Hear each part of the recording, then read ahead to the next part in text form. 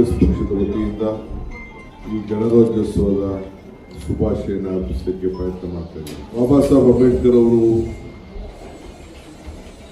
ಕಾಂಗ್ರೆಸ್ ಸರ್ಕಾರದ ಪರವಾಗಿ ನೀಡಿರುವಂತಹ ಒಂದು ಗ್ರಂಥ, ನಮ್ಮ ಸಂವಿಧಾನ ಈ ದೇಶದ ರಾಷ್ಟ್ರೀಯ ಗ್ರಂಥ. ಸಂವಿಧಾನವೇ ನಮಗೆ ಪವಿತ್ರವಾದಂಥ ಗ್ರಂಥ.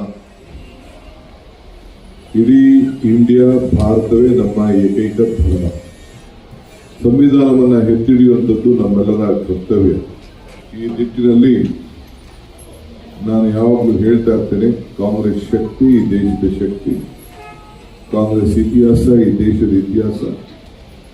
ಕಾಂಗ್ರೆಸ್ ಮಾತ್ರ ಎಲ್ಲ ವರ್ಗದ ಜನರನ್ನು ಒಟ್ಟಿಗೆ ತೆಗೆದುಕೊಂಡು ಹೋಗುವಂಥ ಕೆಲಸವನ್ನು ಮಾಡ್ತದೆ ಅನ್ನೋದನ್ನ ಯಾವಾಗ ಅಧಿಕಾರ ಎಲ್ಲೆಲ್ಲಿ ಅಧಿಕಾರದಲ್ಲಿ ಇರ್ತೋ ಇಲ್ವೋ ನಾವು ಎಲ್ಲ ಮೂಲಭೂತವಾದಂಥ ಸಮಾಜದ ಎಲ್ಲ ವರ್ಗದ ಜನರನ್ನ ಸಮಾನತೆಯನ್ನು ನೋಡುವಂಥ ಕೆಲಸ ಯಾವುದು ಕೂಡ ನಾವು ಮಾಡ್ಕೊಂಡು ನಾವು ಬಂದಿದ್ದೇವೆ. ಈ ದೇಶದಲ್ಲಿ ನಾವು ಎಲೆಕ್ಷನ್ನು ಚುನಾವಣೆಗೆ ಹೊರಟಿದ್ದೇವೆ. ವಿಭಿನ್ನವಾದಂತಹ ಹೇಳಿಕೆಗಳು, ಚರ್ಚೆಗಳು ಮಾಧ್ಯಮದಲ್ಲಿ ಬರ್ತಾ ಇದೆ. ಆದರೆ ಇವತ್ತು ಇಡೀ ರಾಷ್ಟ್ರದ ಅನೇಕ ನಾಯಕರುಗಳು ಕೂಡ ನಮ್ಮ ಪಕ್ಷ ಈಗಾಗಲೇ ಚರ್ಚೆ ಮಾಡಿದೆ. ಇಡೀ ಇಂಡಿಯಾ ಒಗ್ಗಟ್ಟಿನಿಂದ ಚುನಾವಣೆಯನ್ನು ಎದುರಿಸ್ತದೆ. ಕೆಲವರು ನಾವು ಪ್ರತ್ಯೇಕವಾಗಿ ನಿಲ್ತೀವಿ ಅನ್ನೋದು ಕೂಡ ಕೆಲವು ಮಾಧ್ಯಮದಲ್ಲಿ ಕೆಲವು ಸ್ಟೇಟ್ಮೆಂಟು, ಚೀಫ್ ಮಿನಿಸ್ಟರ್ಗಳು ಮಾತಾಡೋದೆಲ್ಲ ಕೂಡ ನಾವೆಲ್ಲ ಗಮನಿಸಿದ್ದೇವೆ.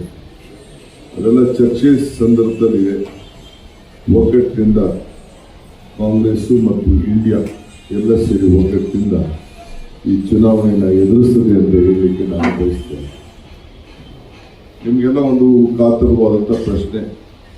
ನಮ್ಮ ವಿಧಾನ ಪರಿಷತ್ಗೆ ನಾವು ಜಗದೀಶ್ ಶೆಟ್ಟರ್ ಅವರಿಗೆ ನಾವು ಅವರು ಬಿಜೆಪಿಯ ಆಡಳಿತ, ಬಿಜೆಪಿಯಲ್ಲಿ ಇರುವಂಥ ಆಂತರಿಕವಾದಂಥ ವಿಚಾರನ ಅವರು ನಮ್ಮ ಗಮನ ಸೆಳೆದು ನಮ್ಮ ಪಕ್ಷಕ್ಕೆ ಬಂದು ಸೇರಿದ್ರು.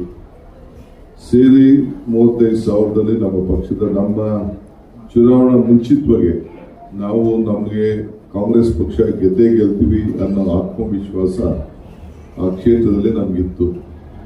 ಆದರೆ ಒಬ್ಬ ಹಿರಿಯ ನಾಯಕ ಬಿಜೆಪಿ ಬಿಟ್ಟು ಬಿಜೆಪಿ ಮೇಲೆ ದೊಡ್ಡ ಆರೋಪಗಳನ್ನು ಮಾಡಿ ಅವರು ನಮ್ಮ ಪಕ್ಷಕ್ಕೆ ಸೇರ್ತಾರೆ ಅಂತೇಳಿ ಅನ್ಕಂಡೀಷನ್ ಬಂದರು.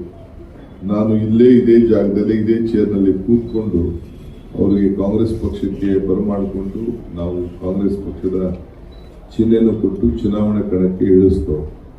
ನಮ್ಮ ಪಕ್ಷದ ಕಾರ್ಯಕರ್ತರನ್ನೆಲ್ಲ ನಾವು ತ್ಯಾಗ ಮಾಡ್ತೇವೆ. ಆದರೆ 35,000 ಅಂತರದಿಂದ ಅವರು ಸೋತರಾದ್ಮೇಲೆ ಅವರ ಹಿರಿತನಕ್ಕೆ ನಾವು ಗೌರವ ಕೊಟ್ಟು ಒಬ್ಬ ಹಿರಿಯ ಮಾಜಿ ಮುಖ್ಯಮಂತ್ರಿಗಳು ಅಂತ ಹೇಳಿ ಅವರು ಆಡದಂಥ ಮಾತು, ಅವರು ಒಪ್ಕೊಂಡಂಥ ಬಿಜೆಪಿ ಮೇಲೆ ಏನೋ ಕೆಲವು ಅನೇಕ ವಿಚಾರಗಳನ್ನು ತಿಳಿಸಿದ್ರು. ನಾವು ಅವರನ್ನು ನಂಬಿ 5 ವರ್ಷಗಳ ಕಾಲ ಕೂಡಲೇ ನಾವು MLC ಕೂಡ ನಾವು ನಾಮಿನೇಷನ್ ಮಾಡಿ ಅವರಿಗೆ ಕೊಟ್ಟು ಬಹಳ ಗೌರವದಿಂದ ನಡೆಸ್ಕೊಳ್ತಾ ಇದ್ರು. ಇದ್ದಕ್ಕಿದ್ದಂಗೆ ಅವರು ಸುಮಾರು 2-3 ತಿಂಗಳಿಂದ ಕೆಲವರು ಬಿಜೆಪಿಯವರನ್ನ ಸಂಪರ್ಕವನ್ನು ಮಾಡಲಿಕ್ಕೆ ಮತ್ತೆ ಶುರು ಮಾಡೋದು ಕೂಡ ನಮಗೆ ಗೊತ್ತಿತ್ತು. ಮೊನ್ನೆ ಬೆಳಗ್ಗೆ ಕೂಡ ನಾನು ಮಾತಾಡಿದೆ, ಪಾರ್ಲಿಮೆಂಟ್ ಟಿಕೆಟ್ ಬಗ್ಗೆ ಚರ್ಚೆ ಮಾಡಬೇಕು, ನೀವು ಬಂದು ಭೇಟಿ ಮಾಡಿ ಅಂತ ಕೂಡ ಅವರಿಗೆ ತಿಳಿಸಿದ್ದೆ.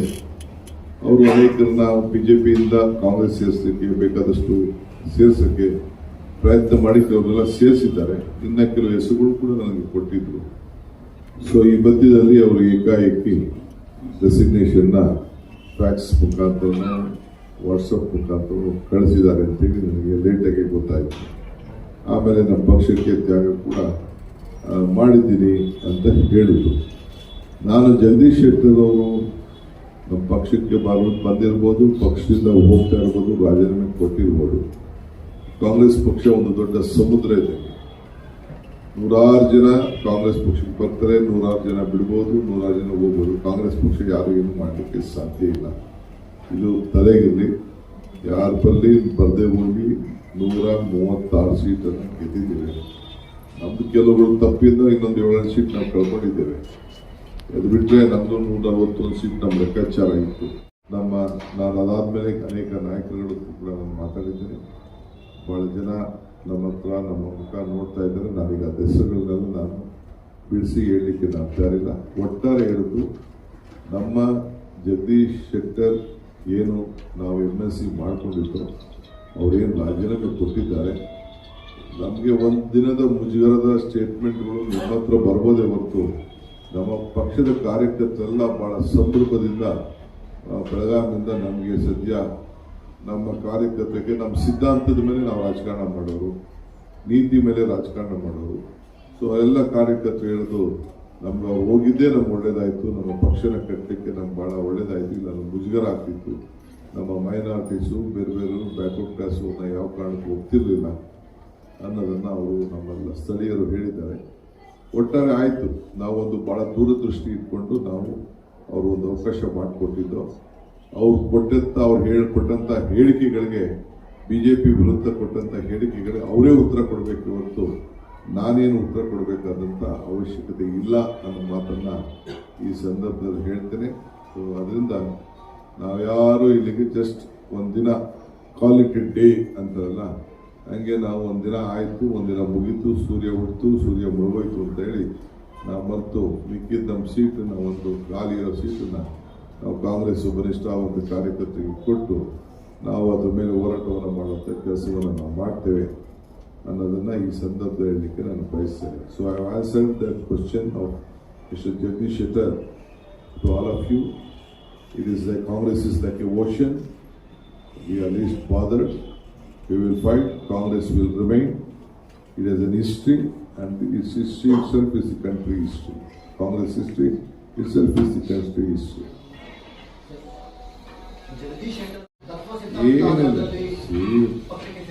ಇವಪ್ಪ, ರಾಜಕಾರಣದಲ್ಲಿ ಎನಿಥಿಂಗ್ ಇಸ್ ಪಾಸಿಬಲ್. ಈಗ ನಾವೆಲ್ಲ BJPನ ದೂರ ಇಡಬೇಕು ಅಂತೇಳಿ ಕುಮಾರಸ್ವಾಮಿ ಅವರಿಗೆ ಮುಖ್ಯಮಂತ್ರಿ ಮಾಡಿದ್ರು. ಅನ್ಕಂಡೀಷನ್ ಆಗಿ ಮಾಡಿದ್ರು. 5 ವರ್ಷ ಇರಪ್ಪ ಅಂತ ಹೇಳಿದ್ರು. 5 ವರ್ಷ ಇರುವಂತ ಹೇಳಿ ಕಳಿಸಿದ್ಮೇಲೆ ಅವರು ಉಳಿಸ್ಕೊಳ್ಳಿಲ್ಲ. ಅವ್ರಿಗೆ BJPಯವರು ತೆಗೆದ್ರು, ಆಪರೇಷನ್ ಲೋಟಸ್ ಮಾಡಿ ತೆಗೆದ್ರು. ಈಗ ಯಾರವ್ರನ್ನ ತೆಗೆದ್ರು ಅವ್ರ ಜೊತೆನೇ ಈಗ ನಂಟಿಸ್ತಾನ. Janata Dal has become a spokesman of BJP. Janata Dal ಕುಮಾರಸ್ವಾಮಿಯವರು BJPಯ ಸ್ಪೋಕ್ಸ್ಮನ್ ಆಗಿದ್ದಾರೆ. ಯಾರವ್ರನ್ನ ತೆಗೆದ್ರು ಅವ್ರನ್ನೇ ಬೆಳಗ್ಗೆ ಸಾಯಂಕಾಲ ತಪ್ಪಿಕೊಂಡು ನಂಟಿಸ್ತಾನ ಬೆಳ್ಕೊಂಡು ಏನೇನೋ ನಡೆಸ್ಕೊಂಡು ಇದ್ದಾರೆ. ಈಗ ಕುಮಾರಸ್ವಾಮಿ ಅವರು ತೆಗೆದಾಗ ಏನು ಮಾತಾಡೋದು ಅದಕ್ಕೆ ಉತ್ತರ ನಾನು ಕೊಡ್ಲಿಕ್ಕಾಗಿಲ್ಲ, ಅವರೇ ಉತ್ತರ ಕೊಡಬೇಕು. ಅವ್ರು ನುಡಿದಂಥ BJP ಮೇಲೆ ಆಡಿದಂಥ ಮಾತು ಅಸೆಂಬ್ಲಿ ಇರ್ಬೋದು, ಹೊರಗೆ ಇರ್ಬೋದು, ಅದಕ್ಕೆ ಅವರೇ ಉತ್ತರ ಕೊಡಬೇಕು. ಅವ್ರಿಗೂ BJPಗೂ ಎಷ್ಟು ದೂರ ಇದೆ ಅಂತೇಳಿ ಗೌಡ್ರು ಏನು ಹೇಳ್ತಿದ್ರು BJP ಮೇಲೆ, ಇವೆಲ್ಲ ಕೂಡ ಅವರೇ ಉತ್ತರ ಕೊಡಬೇಕು. ನಾನು ಅದಕ್ಕೆ ಉತ್ತರ ಕೊಡೋಕ್ಕೆ ಆಗೋದಿಲ್ಲ. ಸೊ ರಾಜಕಾರಣ ಹಿಂಗಿರ್ಬೇಕಾದ್ರೆ ನಮಗೆ ನಾಚಿಕೆ ಆಗ್ತದೆ. ನಾವು ಸಿದ್ಧಾಂತದ ಮೇಲೆ ನಾವು ರಾಜಕಾರಣ ಮಾಡೋದು, ನೀತಿ ಮೇಲೆ ರಾಜಕಾರಣ ಮಾಡೋದು. ಅಧಿಕಾರ ಬರ್ತದೆ, ಅಧಿಕಾರ ಹೋಗ್ತದೆ. ಸೊ ಅವರೇ ಉತ್ತರ ಕೊಡಬೇಕು.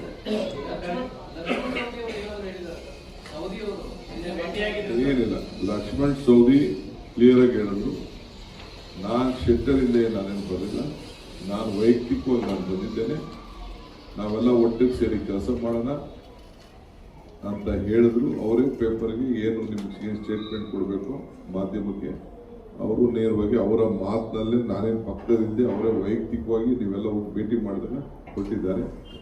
You will be an asset to the party, you will be a leader to the party. He is been elected with a very big margin.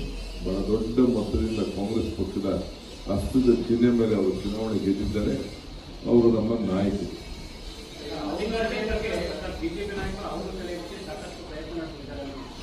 ಸೆಳೀತಾರೆ, ಯಾರು ಬಿಡ್ತಾವ್ರೆ ಅಂತ ತಿಳ್ಕೊಂಡಿದ್ದೀರಿ ನೀವು? ಎಲ್ಲರಿಗೂ ಪ್ರಯತ್ನ ಮಾಡ್ತಾರೆ. ನಾನು ಹೆಸರು ಹೇಳೋದು ಬೇಡ, ನಮಗೂ ಅದೇ ಕೆಲಸ, ನಮಗೂ ಗೊತ್ತಿದೆಯಲ್ಲ. ನಾನು ಮಾತಾಡ್ತಾ ಇಲ್ಲ ಅಷ್ಟೇ. ನಾನು ಇಷ್ಟೊತ್ತಿಗೆ ಎಷ್ಟೋ ಮನೆಗಳು ಖಾಲಿ ಆಗಿದ್ರು, ನಾವೇ ಸ್ವಲ್ಪ ಸುಮ್ಮನೆ ಇದ್ದೀವಿ ಅಷ್ಟೇ. ಸರ್, ನಿನ್ನೆ ಸುನೀಲ್ ಕುಮಾರ್ ಅವರು ಒಂದು ಹೇಳಿಕೆ ಕೊಡ್ತಾರೆ, ನಾವು ಪ್ರತಿಯೊಬ್ಬ ನಾಯಕರು ಯಾರು ನಮ್ಮ ಸಿದ್ಧಾಂತದಲ್ಲಿ ಇದ್ರೋ ಮೊದಲು ಅವರೆಲ್ಲರನ್ನೂ ಅಪ್ರೋಚ್ ಮಾಡುವಂತ ಪ್ರಯತ್ನ ಮಾಡ್ತಿದ್ದೀವಿ ಅಂತ. ಇದು ಹೇಗೆ ಕಾಂಗ್ರೆಸ್ ಹೇಗೆ ನೋಡುತ್ತೆ ಸರ್? ನಮ್ಮಿಂದ ಹೋಗೋರಲ್ಲ, ಅವ್ರಿಗೆ ಯಾವ ಸಿದ್ಧಾಂತ ಕೊಡ್ತಾವ್ರ, ಅವ್ರು ಪಾಠ ಹೇಳ್ತಾರ, ಅವರೆಲ್ಲ ಆ ಸಿದ್ಧಾಂತ ಒಪ್ಕೊಬಿಟ್ಟವ್ರ. ಅವ್ರ ಕ್ಷೇತ್ರದ ಕಾರ್ಯಕರ್ತರು ಕೇಳಿ ಹೇಳ್ತಾರೆ. ಸರ್, ಮಲ್ಲಿಕಾರ್ಜುನ್ ಖರ್ಗೆ ಅವರು ಸಲಹೆ ಕೊಟ್ಟರು ಈಗ ಮಾತನಾಡ್ತಾ ಪಕ್ಷಕ್ಕೆ ಸೇರ್ಪಡೆ ಮಾಡ್ಕೊಳ್ಳುವಾಗ ಅವ್ರ ತತ್ವ ಸಿದ್ಧಾಂತ ಹಿನ್ನೆಲೆ ತಿಳ್ಕೊಳ್ಬೇಕು ಅಂತ. ಈ ಸಲಹೆ ನೀವೇ ಗಂಭೀರವಾಗಿ ತೆಗೆದುಕೊಳ್ತೀರಾ? ಖಂಡಿತ ಹಿರಿಯರು ಏನ್ ಹೇಳ್ತಾರೆ ಅದನ್ನ ನಾವು ಕೂಡ ಬಹಳ ಮೆಲುಕು ಹಾಕ್ಬೇಕಾಗ್ತದೆ, ನಮ್ಮ ಎಕ್ಸಸೈಸ್ ಮಾಡಬೇಕಾಗ್ತದೆ. ಕೆಲವು ವಿಚಾರದಲ್ಲಿ ನಾವು ಹಿರಿಯರ ಸಲಹೆ ಬಹಳ ಮುಖ್ಯವಾಗಿ ACC ಅಧ್ಯಕ್ಷರು ಅವ್ರು ಏನ್ ಹೇಳ್ತಾರೆ ಅದನ್ನ ನಾವು ಗಮನ ಇಟ್ಕೊಳ್ಬೇಕಾಗ್ತದೆ. ಸರ್, ಬಿಜೆಪಿಯಿಂದ ಕಾಂಗ್ರೆಸ್ ಶಾಸಕರ ಹೈಕಮಾಂಡ್ ವಿರುದ್ಧವೇ ಹೇಳಿಕೆಯನ್ನು ಕೊಡ್ತಾ ಇದ್ದಾರೆ ಸರ್. ನಿನ್ನೆ ರಾಜಣ್ಣ ಅವರು ಹೇಳ್ತಾರೆ ನಿಗಮಮಂಡಳಿಯನ್ನ AICC ಕಳಿಸಿದ್ರು ಒಪ್ಕೊಳ್ಳೋದಕ್ಕೆ ನಾವೇನು ಗುಲಾಮರ ಅನ್ನುವಂತ ಪ್ರಶ್ನೆ ಸಚಿವರ ಬಾಯಿಂದ ಬರ್ತಾ ಇದೆ. ನಾವು ರಾಜಣ್ಣವರ ಹೇಳಿಕೆಯನ್ನ ಬಹಳ ಗಂಭೀರವಾಗಿ ಮುಖ್ಯಮಂತ್ರಿಗಳು, ಶಾಸಕಾಂಗ ಪಕ್ಷದ ನಾಯಕರಿದ್ದಾರೆ, ಅವರೇ ಉತ್ತರ ಕೊಟ್ಟಿದ್ದಾರೆ.